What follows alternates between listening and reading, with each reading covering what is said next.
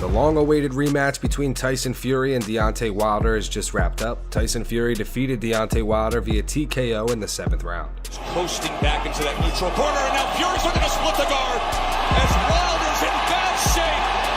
Finish the fight. Here's some reactions from the MMA community. Jorge Masvidal tweeted, "Great performance from start to finish. Tyson Fury, congrats." Dustin Poirier tweeted, "Fury beats AJ2, don't at me." Ariel Helwani says, "For those saying early stoppage, they just clearly showed Wilder's corner throwing in the towel as the fight was being stopped. No controversy, give Fury his due." Francis Ngannou tweeted this photo and said, "Let's make it happen. Hashtag Ngannou Fury." Aljamain Sterling says, "The ref made the right decision. Eardrum busted, no offense from his opponent, being knocked down a few times, lived to fight another day. Sometimes we just have off nights and sometimes opponents are just better than us that night." Tatiana Suarez says, "Good on the coaches to throw in the towel. Shows how much they care for their fighter." James Vick says, "My boy George Lockhart looks like a genius right now. People talked all that shit saying Fury came in fat and looked out of shape and shouldn't have gained all that weight. Then he comes in looking like a superhero." Lou Thomas says, "That's a good stoppage. Fury took it to Wilder. At the end, he was taking a beating." Khabib Nurmagomedov posted this photo of Mike Tyson, Evander Holyfield, and Lennox Lewis. And he says, "Wow." UFC heavyweight champion Stipe Miocic reacted saying, "Congrats Tyson Fury. I'd love to sing Sweet Caroline in the ring. Let's do this."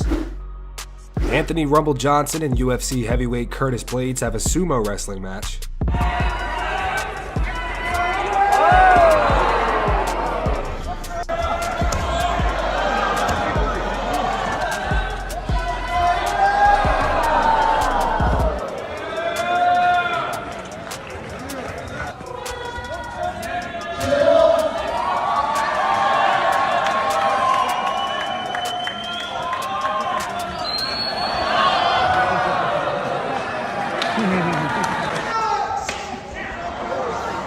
Come on, Rumble!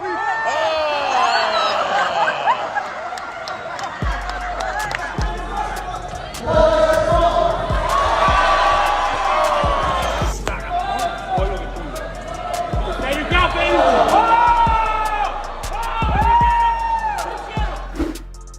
Jorge Masvidal in a recent interview speaks on Khabib Nurmagomedov. He says that he's open to fighting him if the UFC makes the right offer. On the Halfcast podcast, he went on to say, "Yeah, if the UFC gives us an offer that I couldn't refuse. To cut the weight at this point would be horrendous for me. I haven't made that weight in a while, and as soon as they took the IVs out from the UFC, I could no longer make 155 pounds. So I went up as fast as I could. For me to do that now, I'd have to put myself through so much suffering. At 170 pounds, I'm already 5% body fat, so the rest is just straight water. About 18 or 19 pounds is just water." Here's some new footage of Khabib wrestling at the American Kickboxing Academy. Yes, it's better! Come back! It's the wall you're there. Come on, Chase! Don't stop! Keep on, Chase, keep on! Get up, Chase, get up! Fight the hands, attack the hands. You gotta attack the hands. You gotta fight his hands, Chase. Fight his hands. Chase! Wrestle Chase Aldate! Next group. Chase, I don't want to be on the mat. Dustin Poirier on Ariel Helwani's MMA show speaks on why he's done chasing a fight with Nate Diaz. He also says that a fighter like Justin Gaethje could give Khabib a tough fight. You know, obviously I was trying to get the Nate fight for a while, but we've recently decided to just leave that alone. He's not fighting. You know, I'd love to fight just fights that are exciting, whoever that is. Whenever they call me with the name, when it's the one, I'll know.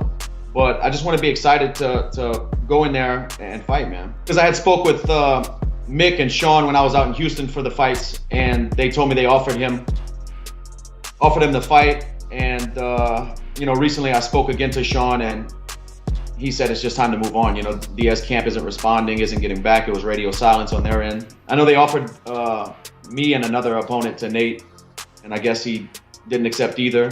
So, you know, I don't want to keep chasing that guy. We were supposed to fight a while back, and then he was talking a little bit of trash. So that was the reason I wanted to go out there and beat him up. But now that that's getting further removed and he's not taking fights, I got to move on, you know? Yeah, I pulled out. I was injured, but I was going to fight. The fight had already fell apart. It wasn't happening. You know, I was kind of like the fall guy in the media. I had to take the fall. They started offering me replacements, but the fight had already fell apart. And that's when they offered me replacements. I was like, you know what? I'm out. I got to get my hip taken care of. You know, I've said in the past, Nate's a guy who, when I was a young fighter, I looked up to just because I'm still a fan of the guy. When he fights, I'm going to watch. But when it's all said and done, I'm not going to look back and say, damn, I wish I would have fought Nate. It's cool if I do. If not, I've had some good ones. Off the top of my head right now, I think Justin Gaethje. I think he might have the ability to keep his back off the fence and keep it in the middle. And if he does get taken down, scramble back up. I think guys like that who are going to take risks and brawl and have the hips and the wrestling knowledge to stay up would give him problems. Dominic Cruz posts some new training footage to his Instagram.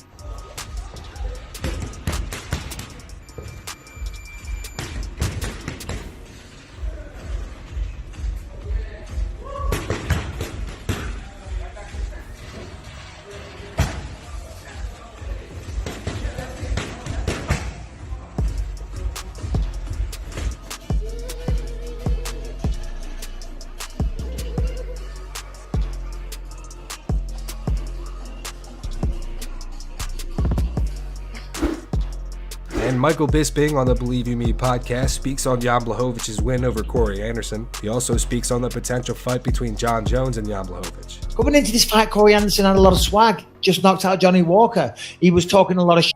He was angry. He was disrespected. He felt he wasn't getting the respect he deserved from the UFC and from a lot of the roster. I remember DC back in the day saying, sit down to Jimmy Manuwa. You just knocked out Corey Anderson. That's all. Do you know what I mean? Like making light of Corey Anderson. Fight ended quick. You know, they went out there. Jan was trying to connect. Corey was taking his time, throwing some jabs out and things. He's walking him down. He throws a low kick without setting it up, without throwing a jab. So you got to disguise your kicks. If you're quick enough to lead with a kick, that's fine. But then when that kick lands on the floor, then follow up with punches. Don't just throw one shot, and certainly don't lead. Anyway, this occasion, he throws the kick and he drops both of his hands. And not only did he drop both of his hands, when he threw that kick, he leaned into that way. He leaned into the shot, basically. So he leans into the shot, and Jan Blachowicz throws the perfect right hand. I think it was a right hand, and boom. So it was just a perfect storm. I'm sure if they fought 20 times, it wouldn't go down quite like that. I'm not taking away from Jan's victory. I'm just saying that was the perfect storm. He throws a kick when he shouldn't have done. He leans into the punch, and the punch comes his way, drops him, and Jan finishes it pretty fast. So, I mean, awesome. Then Jan Blachowicz gets up, challenges Jon Jones. Jones stands up. He's got his arms out in the air. It was a good moment, and I can really see that being the next fight for Jon Jones. But congratulations to Jan Blachowicz. Tremendous win. But it was, again, the perfect storm because it was in Albuquerque. Jon Jones was there. He was front row.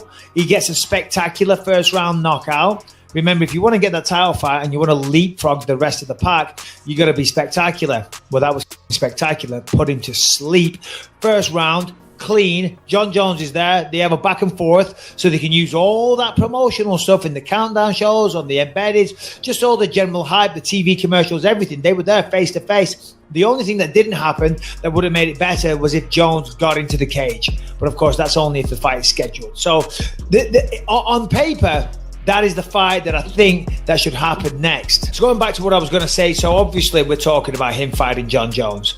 And, when you look at what he did Saturday night, when he knocked out Corey Anderson like that, and he looked so powerful, and you look at the recent form that he's on, you start thinking Jan Blachowicz could beat Jon Jones, right? And the reason why you say that is because Jones is looking more beatable lately.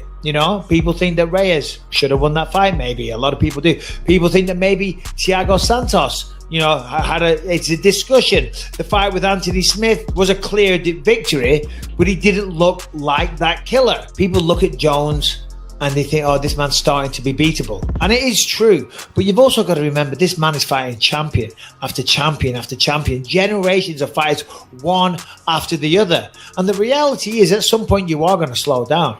At some point, you are going to get older. You're not going to be quite as wild. You are sleeping, with a fuller bank account at night. You don't have that same hunger, that same desire. As I say, he's looking beatable right now, but he's still been beating world champion after world champion. So the man deserves his respect. That's gonna wrap it up for the news. Thank you so much for watching. If you enjoyed the video, be sure to drop a like down below and subscribe to Full Mount MMA on YouTube. Here are the 3 top comments from last video. These comments are in reference to Dan Hooker versus Paul Felder. The first one says, I'm from New Zealand, so of course I backed our guy Dan, but Felder won that fight. The second one's from Barking Shark, and it says it definitely sounded and looked like Felder broke Hooker's jaw. And the final one says, I hope Felder doesn't retire. He became one of my favorite fighters after his win tonight. Those were the 3 top comments from last video. If you want to be featured in the next video, be sure to drop a comment down below on this one.